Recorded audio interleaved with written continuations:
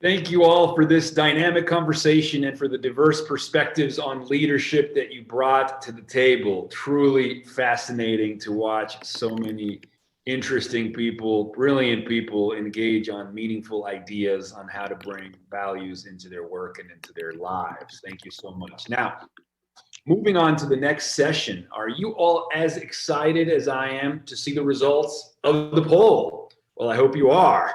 And as a reminder, the question was, which value do you believe really rose in importance during the COVID-19 pandemic? Was it respect, solidarity, responsibility, or self-awareness? Let's see the results.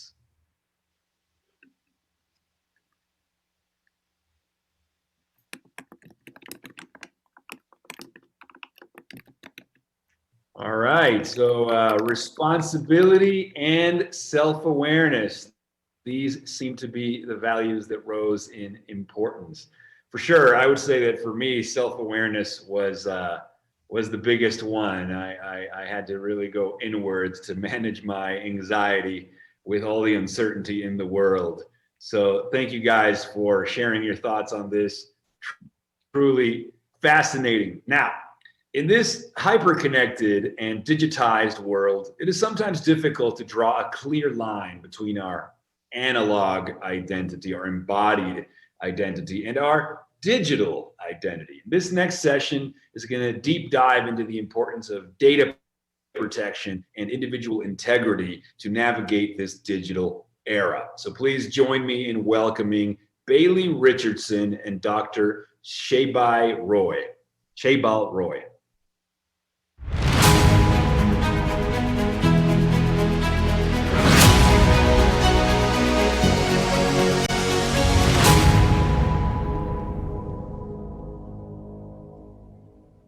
Hello, welcome to our session on Big Data and Individual Integrity. I'm Shaybal Roy from Axia Origin, and we're going to be opening up the discussion about topics related to digital analytics and our digital lives. I'd like to introduce Bailey. Bailey, would you like to introduce yourself to the group? Yeah, absolutely. I'm Bailey Richardson, dialing in from Brooklyn, New York. I'm a partner at People & Company, and a few years ago, I was one of the first employees at Instagram, where I worked building that early community on the site. Since then, I've been researching what makes for a modern, benevolent community of people, and what is the methodology, the process that goes behind a community coming together and growing. And so I'm really excited to talk with you about that more today, Dr. Roy. Thank you, Bailey. And also in light of the recommendations coming from the V20, I'm really looking forward to getting into the detail. But before we do that, we're going to hear from Annalise, futurist and founder of Kia Global.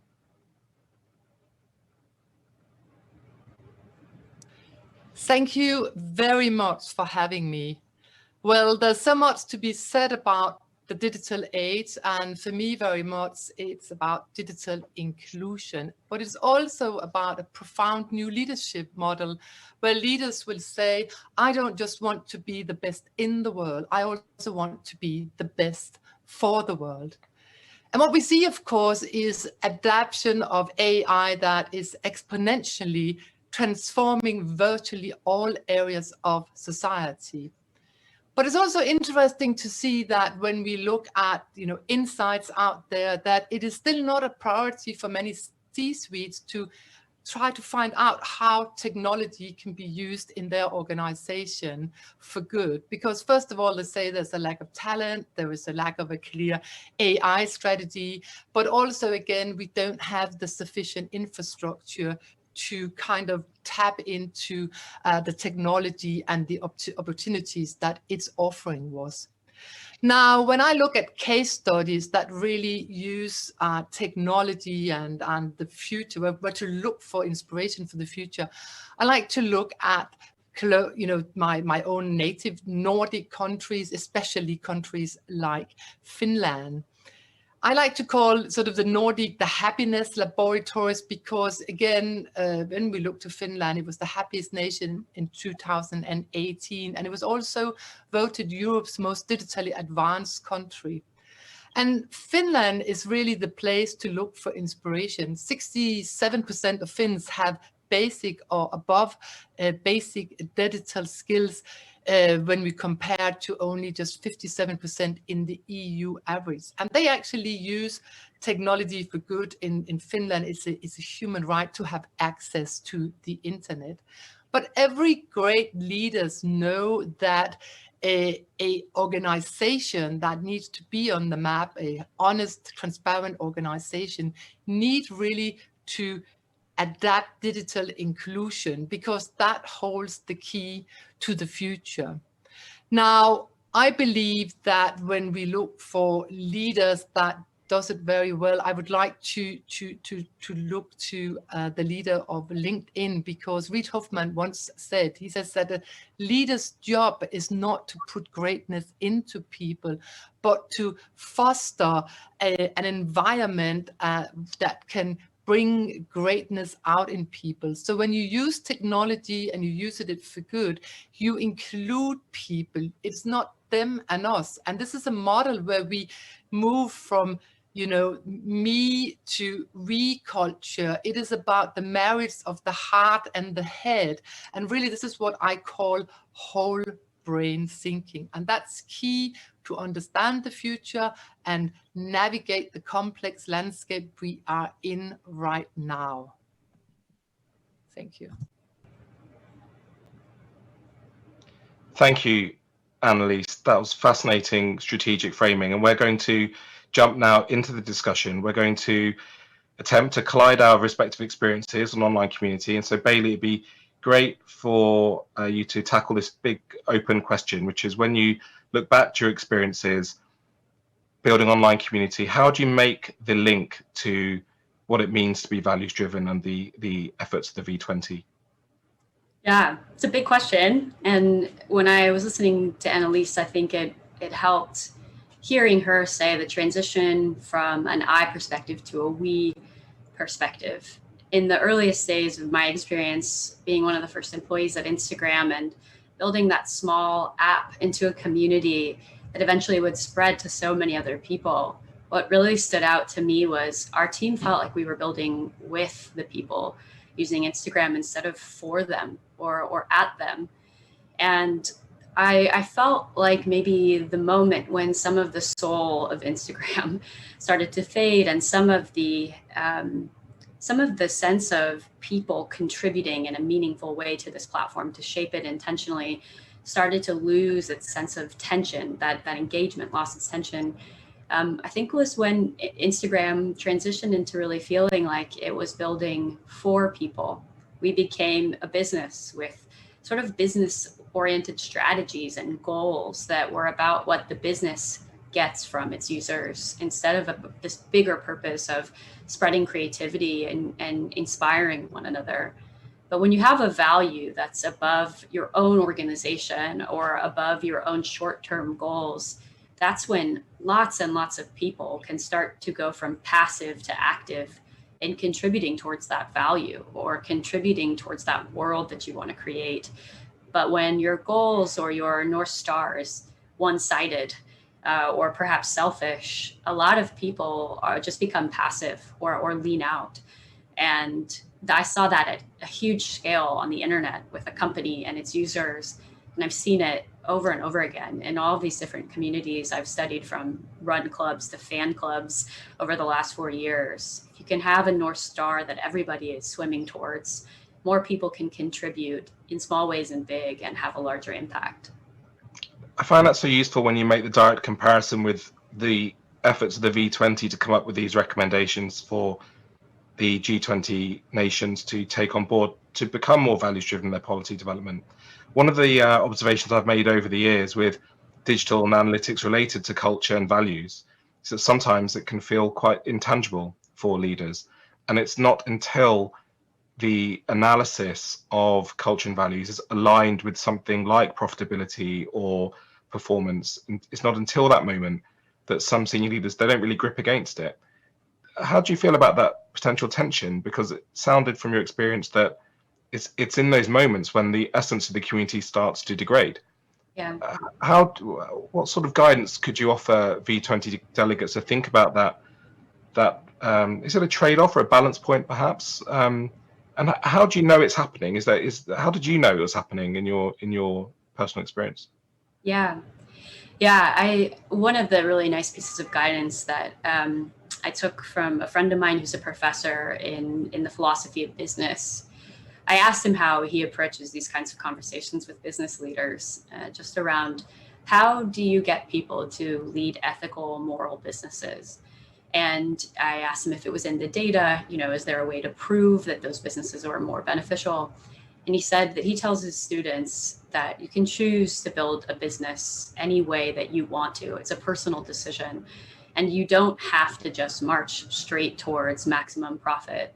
And I think the thing that I worry about with that strategically as well is when a business or an organization leads towards their own short-term goals, you may not have aligned incentives with the people who are fueling your business organization in the first place. And there may be, in the long term, some way that you see you're not able to quite reach those goals. I'm not sure if I'm really answering this in the right way. Well, why don't we actually use that as the way to look ahead? Yeah. But one thing that I find really fascinating about our opportunity to build community is that it's not one of those intangible things where a social movement just kind of happened because some interesting people were aligned in that moment in time. So when I read the V20 policy recommendations, I perceive plenty of opportunity to be digitally innovative or to try and work out measurement approaches for the evidence for some of these policy recommendations. But when I think how does the V20 go from, as it was put earlier, from the V20 to the V200? Bailey, can you give us some guidance on how do you actually build a community? And I realize that it's happening all the time in all the communities that we all participate in. But in your experiences, can you distill a methodology in how the V20 participants can build their community? Yeah, that's been the big thing that I've been trying to tackle in the last 4 years. After I helped build the community at Instagram in the beginning, a lot of people asked me this exact question. How do I do that in my life? And for us, I think, the thing I've really learned is that building a community is a lot like building a fire. Fire is sort of this almost metaphysical thing in the world. It's sort of a work of magic that we can build these fires out in the world and gather around them. But there is a process to starting a fire. You have to spark the flame. You have to actually get it started.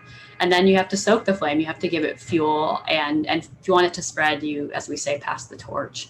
So we really break community building into kind of 3 different steps of you have to get one started. You have to get it off the ground. And then from there, you need to progressively collaborate. So building a community is an act of building with other people and doing more with others at every step. So the big piece is you may be the first person to host the G20, the V20, but from there, you need to give other people ways to contribute, ways to participate, and ways to drive the value or the mission that we all share forward. So perhaps that means allowing someone from this session to start a Slack group or to host a local chapter or a meetup.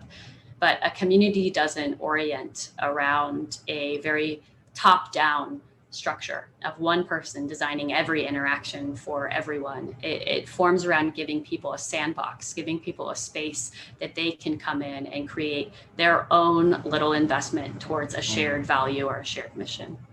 So 2 follow-on questions that I'll ask together and then let's see how they evolve. The first is going back to the fire metaphor. What does it take to stoke and manage a fire when we can't meet up in person? Yeah. Especially when you're getting the fire going. And the second is that if we were to be robustly data-driven or evidence-based, does that make a fire, the metaphorical fire, burn in a more sustainable way? To be honest, I'm feeling some confusion because I'm spending a lot of time and focus on decarbonisation, so the idea of using some carbon to get something burning is not sitting so well. But if we just use it metaphorically, what does digital fire building look like? And does data and evidence base dampen or enhance a fire? Yeah. Well, first, I think there is something really powerful that I think the internet hasn't quite created around meeting that comes from meeting other people in real life. There's a nuance to that and a texture to that it's hard to do through a screen right now. So I think a lot of there is an acknowledgement I want to offer that building a community digitally is challenging, but the fundamentals, in my opinion, are consistent. Humans are humans, whether we're communicating through a screen or in real life. The essentials are the same. And so what we encourage people to do when they're just getting started with any kind of community, it could be one that could scale up to thousands and thousands of people, or one that might just be in your hometown with a handful of folks. You have to get clear on 3 questions. One is who is in this community? Who are we serving? One is why. Why do these people want to connect to each other? What is it that they desire from each other? And then the final question is what? If we know our who and we know our why, then what are these folks going to want to come together to do? What's the activity that we do together? And what I really encourage people to think about right now is to go back to the why. We're in a moment in time that is really strange and unusual, and people's needs, in my opinion, have possibly shifted in the last 9 months, 10 months. I think the world needs a lot more fun. I think the world needs a lot more emotional support, but you don't know what your people need until you speak to them, until you learn from them. And that can be through data, through scaled insights, or it can be through talking, one-on-one, depending on your skills, depending on your ability to access those folks. But the most important thing is to get really clear on your who am I serving and why before you start to design what they do together. And in terms of data, I think there's a lot of different ways to approach this question, but the ones I keep going back to specifically related to a community are 2 ways of measuring. One is around a very tech industry beloved term, which is retainment and a retention. And when you look at a community, you can measure its health based on whether or not people keep coming back. A community doesn't form around a one-off event or a one-off experience. It's a group of people that keep coming together over something they care about.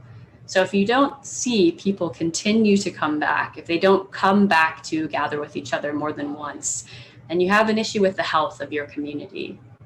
And the second question that we ask people to use the data to look at is, are you growing the number of leaders in your community? So you could be opening new chapters, you could be giving people new roles and responsibilities.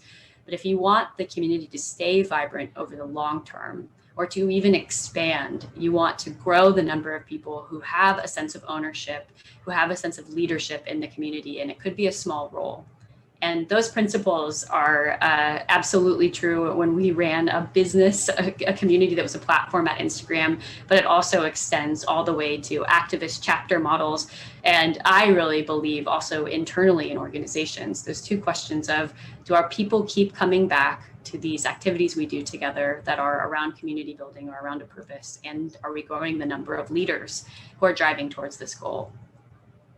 Do you feel that the scale of a community is a key determinant in how well it succeeds, or is there a quality over quantity element here? Because I think about the immense usefulness of the policy documents that are coming out. But if we were to, go back to early social media community days where everything was about driving the number of registered users or trying to drive up the daily unique users and whatever platform it would be, is that enough? Has that?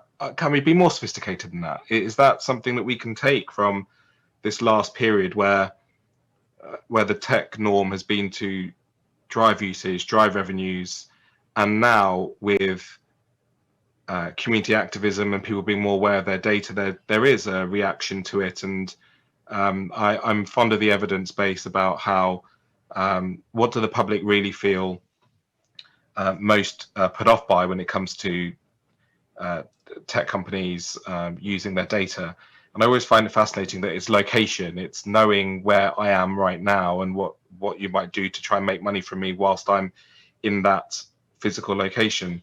But I wonder, are the public's views on data privacy, on their digital footprint, do you think they're changing enough that actually that should become part of the way the V20 think about the way that they build their community?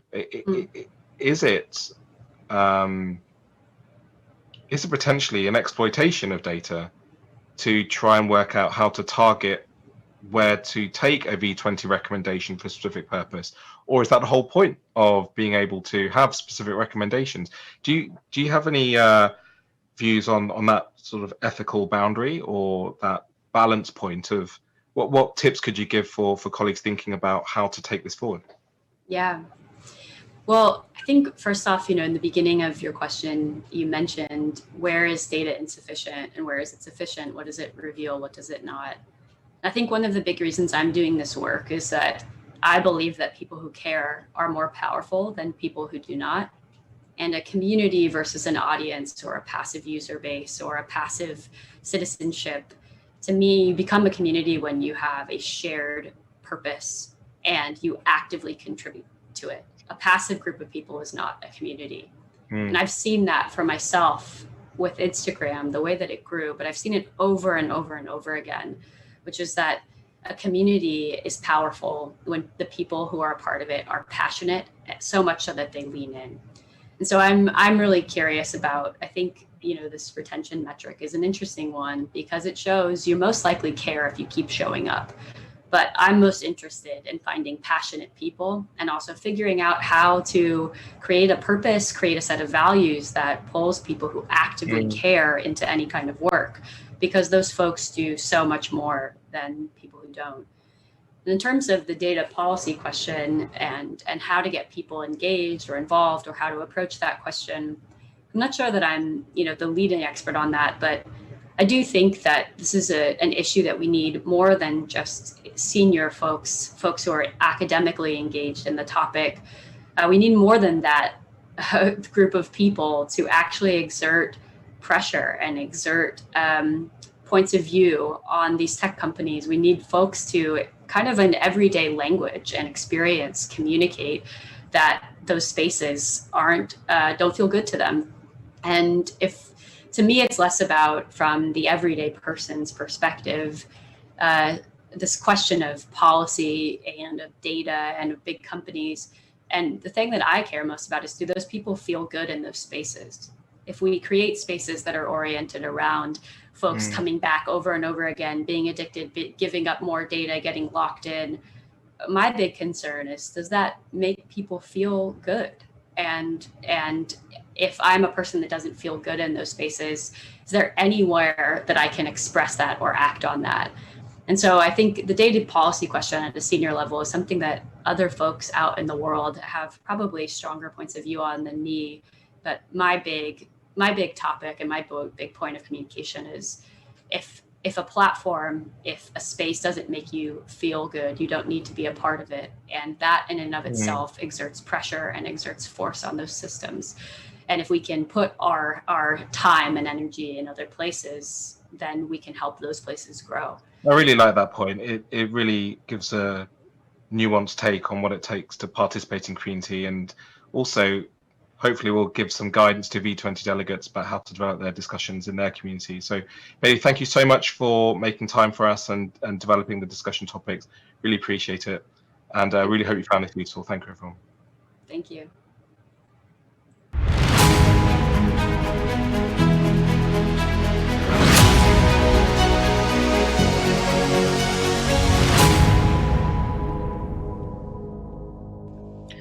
Dr. Roy, Bailey, thank you.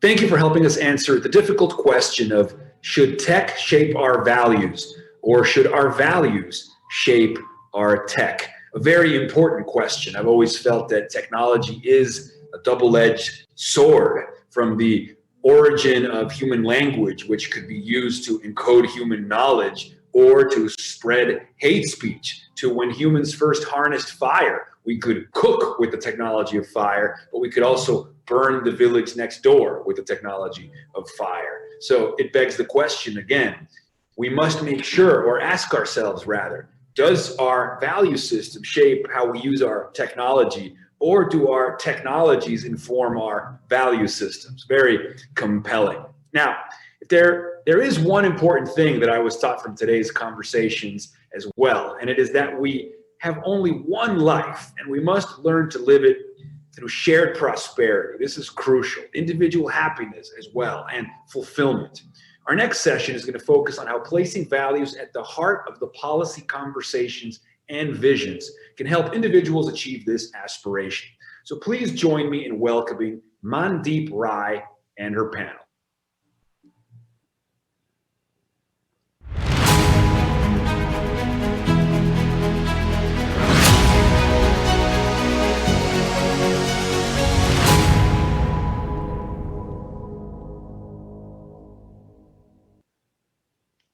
Thank you so very much, Jason.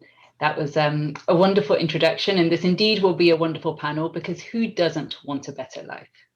We are all going to live at least twice as long as what was possible 100 years ago. And so over this period, we have found that we've been focused on individual happiness and fulfillment. But what are we going to do with our one wild and precious life? Could it be that if we collaborate and are more cohesive, it could be a better life for all? This is the question that I'm going to ask my panelists. So without further ado, please allow me to introduce Arturo Franco.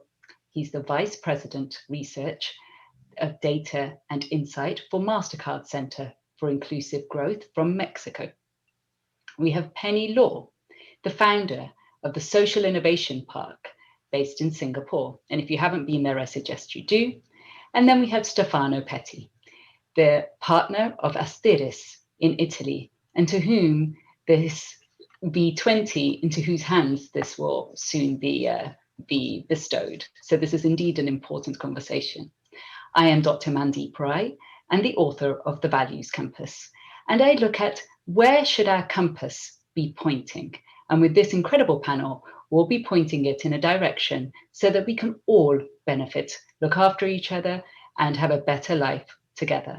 Stronger together is the theme of today. And the most important thing that we'll be looking at is having some practical, actionable tips and tricks so that each and every one of you can walk away stronger and with things that you can actually change your lives with.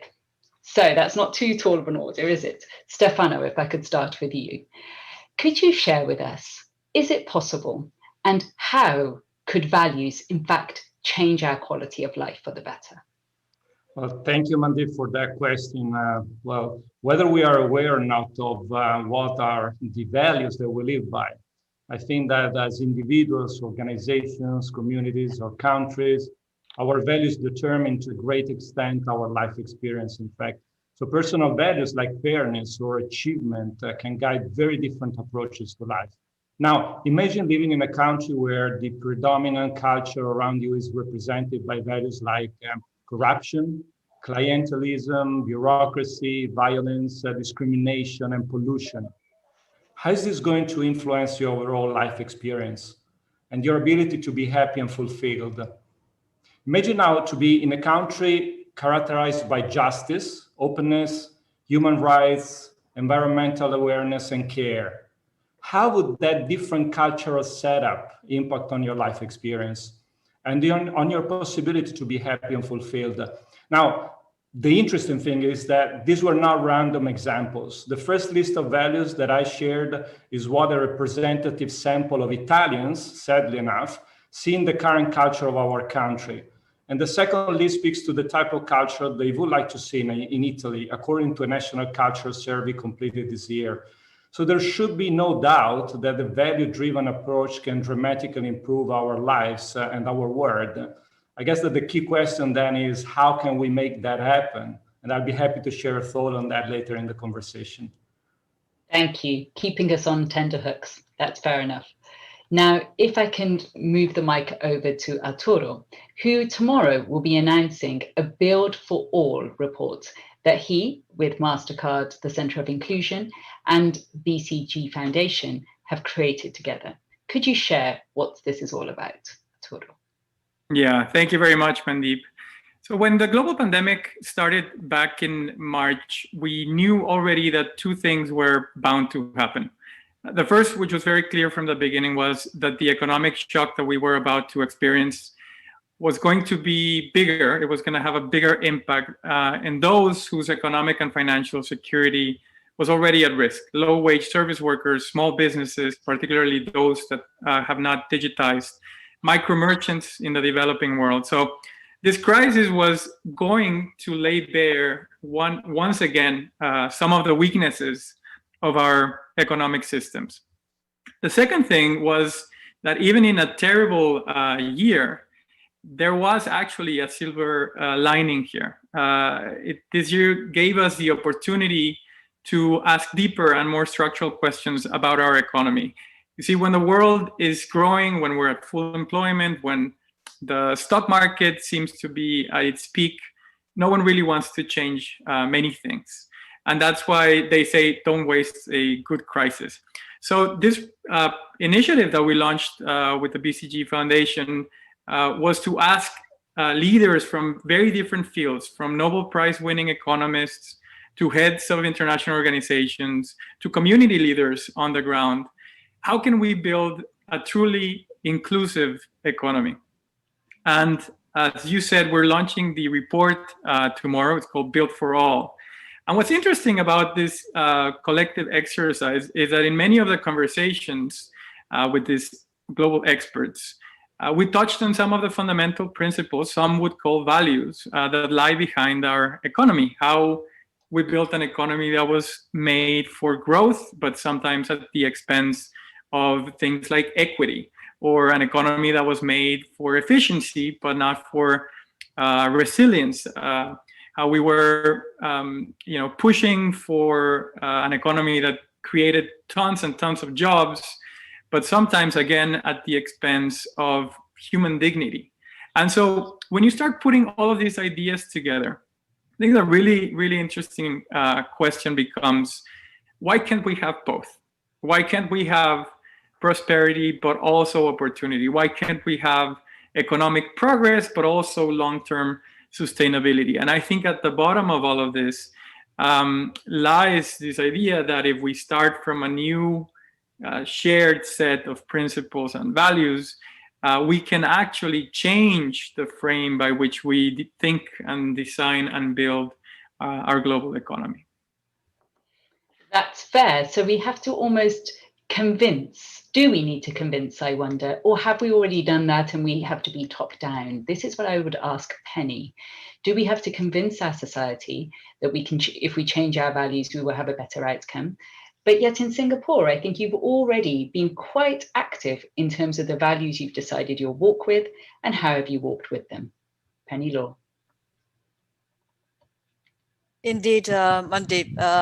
Well, first of all, I'm thanking the organizers for having this very, very important discussion on values, and also, thank them for the invitation.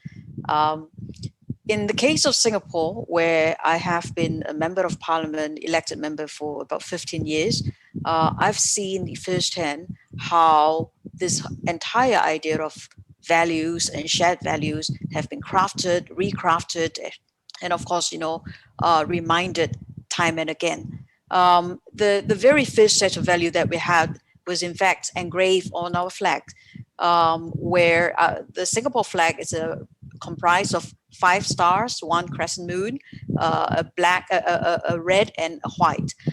The red stands for universal brotherhood and equality of man. White stands for pervading and everlasting purity and virtue.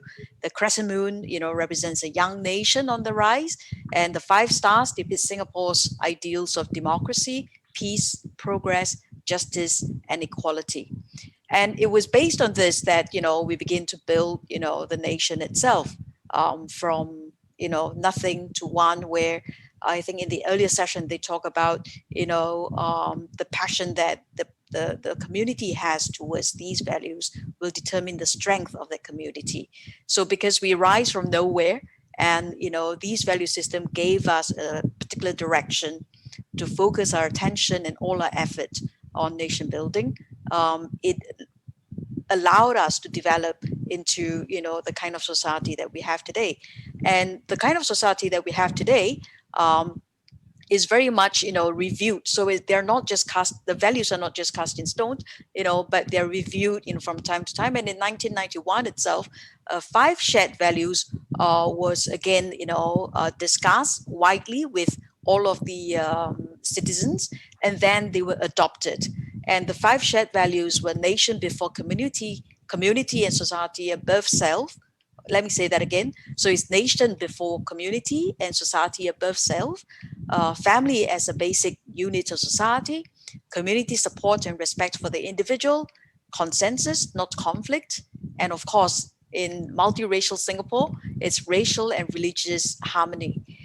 So these 5 shared values then drive the way that, we educate our children, and also, what we practice at the workplace, at the common playground, on the public transport system, right down, to our policy making itself. And they, of course, then form a sort of an incentive framework, which would, of course, encourage and incentivize the right behavior towards it. A lot of these values, of course, cannot be just taught through the books, but these values act more as lighthouses for us to, look at, reflect on, and of course, decide for ourselves as an individual, do they make sense to us? Is that the way that, I would want to live my life? And is that the way that we want our society to become? And I think, in the case of Singapore, they have served, us quite well. And today, despite being a country with no more than 700 square kilometers of land, and just touching, 6 million people, from say about 100 nations, I would think, in Singapore, we are still able to live, a relatively harmonious life with, good ethics, and I think very good work culture, because again, another value is meritocracy, and, the ability to also be socially mobile. That's so interesting, because in the Values Compass, I almost go around the world and look at how different countries are practicing their values, and indeed how a society is evolving into its very best self, given its context, its culture, its geography, its history, its climate. And it's really interesting how in Singapore it's been top down. I wonder whether the same is possible in Europe, for example, in Italy. I wonder whether we have to nudge our society slowly, show them that different values leads to different behaviors, which then leads to different outcomes, give them quick wins, so as to speak, so that they will potentially move that compass perhaps away from individualism and to a more cohesive society. What do you think, Stefan? Can I just do a very small interjection here, which is actually in the case of Singapore, it's not exactly top down, because every time when we review the value system or the shared value, we actually engaged a huge number of Singaporeans in the exercise. So every 10 years or so, we have this exercise of the Singapore conversation in different forms, but basically it's one whole year of conversation where, we go into the community and really talk to the people and get a sense of what is it that they want and what is it that, they aspire. And then we, craft them into something that's a little bit more concrete, and put them out, as a white paper to be adopted. So it's not quite top down. Fair. Okay. Well. There's a lot we can learn from that if it is that collaborative, and it would be great to know when I come back to you how it was that these values then came onto your flag, and whether that kind of collaboration and conversation was right from the get-go, because of course Singapore is not so old, but the fact that you're then reviewing this every 10 years is even more interesting, because it shows that perhaps it doesn't matter how old we are, we could do something that's so collaborative. But I wonder whether we could do it with a country that's bigger, perhaps. I don't know. This is food for thought. We'll come back to you. I just wanted to see how it's operated in Italy, and then we'll come back. Stefano. Thank you. And I think I can speak a little bit about that. So I think while intuitively we all understand the difference of living in a world characterized by discrimination and one characterized by solidarity, just to pick a couple of values. I think the challenge is how do we move from point A to point B? Because there are a lot of examples of situations where we all agree on what a point B should be, but then something happens along the way. We derail, we lose focus, we get stuck, or we give up. And part of the issue, I believe, is that values tend to be very often an abstract concept when they can be, in fact, very concrete if we start framing the right questions. So, for example, what do we mean with solidarity? What positive examples do we have of solidarity in action? What can we learn from these examples that can be applied elsewhere? And how we will monitor whether we are actually moving towards point B? Because as Richard Barrett was saying, without measuring progress, there is no progress in a way. So a good example that I want to spend a nice word about Italy, because the picture that I shared earlier was not really positive. So a good example of this approach is vocazione, which is vocation in English. It comes from two words in its root, which is voice and action. And this is an initiative that was launched some years ago in Italy to give voice to the aspirations of people and build a better country by putting the desired values in action. So Vocazione has developed a pretty simple protocol that can be easily learned and used autonomously to address relevant questions on values and develop actionable ideas and projects for their implementation. So it's very, very pragmatic and concrete. Just to give you some numbers, as of today, the project involved about 2,400 people and 27 different institutions who are taking full accountability to activate cultural change in our country through values in action. And this is also why the work of V20 is so important, because by providing evidence-based research and actionable policy recommendations that are values-driven, we really have the opportunity to push forward the cultural change that is needed to support the effort in dealing with our national, transnational, and even global challenges. So I hope that gives a little bit of, let's say, insights in what's happening here and how values can actually become actionable.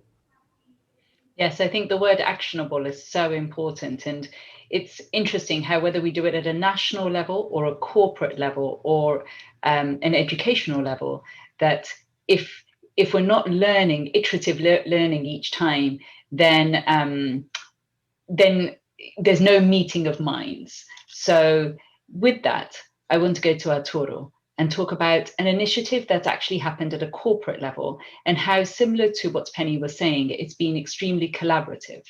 Could you share with us, Arturo?